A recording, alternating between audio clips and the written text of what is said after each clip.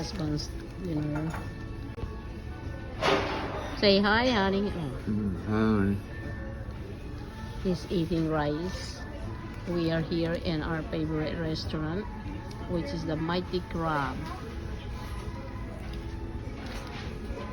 Since it's raining, so this is what we having right now. And I have this sushi and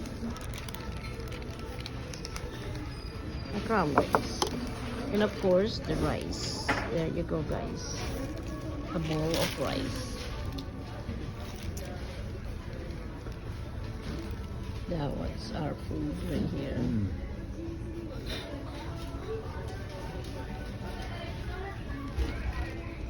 Okay, you guys. Thank you for watching.